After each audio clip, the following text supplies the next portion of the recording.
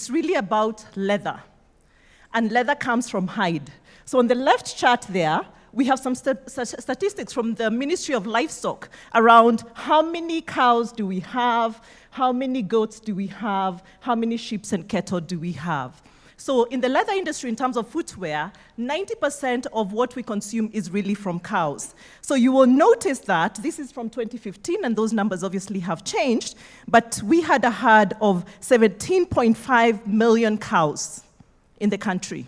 So let me stop there for a second. How many of you own a cow? Raise your hands.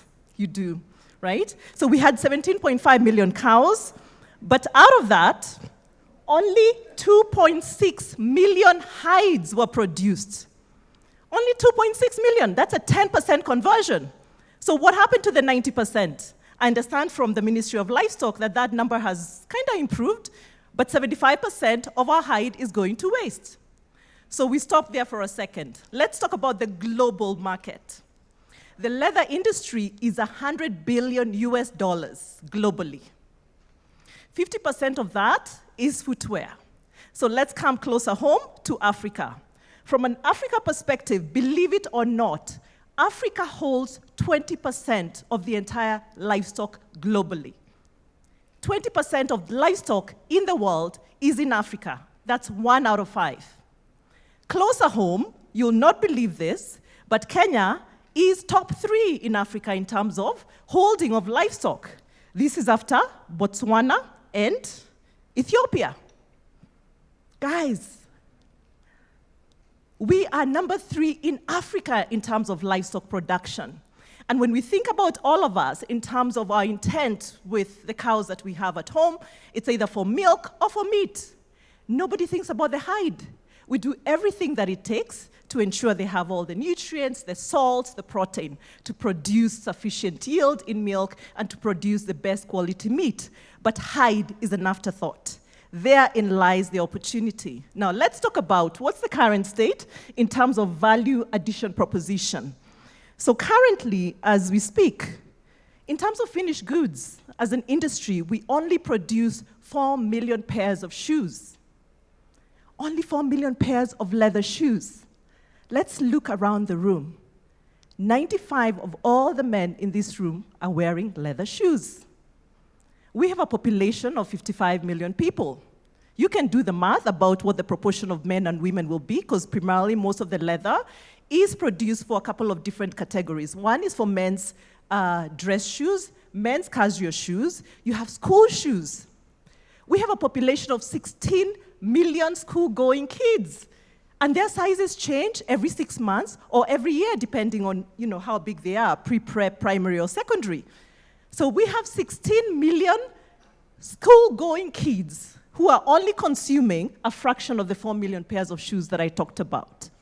From an export perspective, there is zero value addition. If you look at the chart there, in terms of what we export, our revenues are at 15 billion shillings only. And out of that 15 billion, 89% of that is in the form of what we call wet blue. Wet blue is a processed form of raw hide that allows for preservation. So it ensures all the organic matters are removed in order so that it doesn't rot. So when you slaughter a cow, if you leave the hide there, it will rot. So it is processed in a tannery that ensures that it gets to a level of wet blue. So 89% of our exports is in wet blue. From a farmer's perception, a hide is worth 1/8 of the value of the cow. And that's the exports that we are exporting. So when you look at the current value addition proposition, we start with abattoirs and traders. These are the slaughterhouses on all the different places that collect the cows and skin them to collect the hide. This is very labor intensive.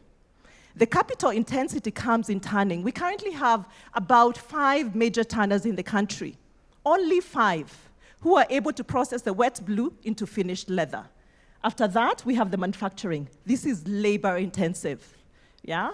The manufacturing of leather has never changed over the many years. It's still very labor intensive, and that's why it's the most durable and the one with the best value proposition. It really involves cutting of the leather, stitching, and then depending on the construction, it will be either DVP technology, DIP technology, or cementing.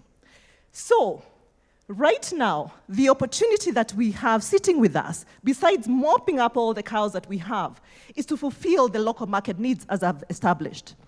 But in addition to that, from an export perspective, we have an opportunity to move from the current rose and hides, which is 5% being exported, the wet blue, which is currently at 89%, to increase that value proposition. So majority of what we're exporting is finished leather or finished leather goods.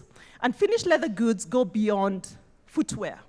We have belts, we have handbags, we have briefcases, the automotive industry with all the seating, the upholstery industry with all the seating.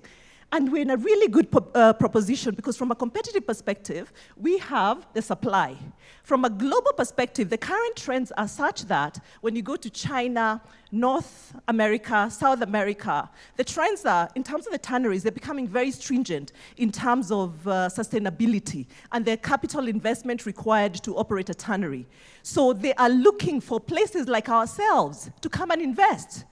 Right? Because we have big pieces of land, the investment is relatively low, we have relatively cheap labor force, so there will be opportunities for investment here to come and set up their tanneries for investment in product that can be sold across the global market, right? So those are serious opportunities. So now just to highlight the opportunities, it's around the animal husbandry. Changing all of our practices so that we are sensitized at a grassroots level that hide is valuable besides the meat and the milk. It will reduce the production cost and wastage, and then improve production processes, machinery, technology, and thereby quality because we'll have investment in the latest technology when it comes to the tanning. Market accessibility. The demand right now, I can tell you as we speak, we do not have capacities in our factories. The supply is an issue. When we go through the drought season, the wet blue, you're living hand to mouth. And then now what has happened? Wet blue has become a hot commodity. Right now, the import duty rate is about 80%. Smuggling is the next best thing. People are smuggling in like you'll never imagine. Catch me if you will, because the demand is there. So, we have various trading areas, COMESA, AGOA, AFTA, that we can trade with. The exports will move from 15 billion to about 75 billion. More importantly, from a people perspective, we currently have only 17,000 people in our industry. Based on these simulations, we anticipate, based on that labor intensivity in the additional value addition, we can move to 100,000 people who are employed. And 100,000 people, 70% of these are in the informal sector, not the formal sector, Karioko, Kamukunji, all of these hubs where we have very segmented or fragmented industries. And in addition to that, we'll be able to strengthen the skills because these are skills that require some form of competency in terms of product design, chemical engineering, tannery, leather technology, if you will. So it has a really good value proposition in terms of our young people having employment in an industry that has opportunities. So ladies, and thank you very much. And we hope that you see the opportunity in the leather industry. Thank you.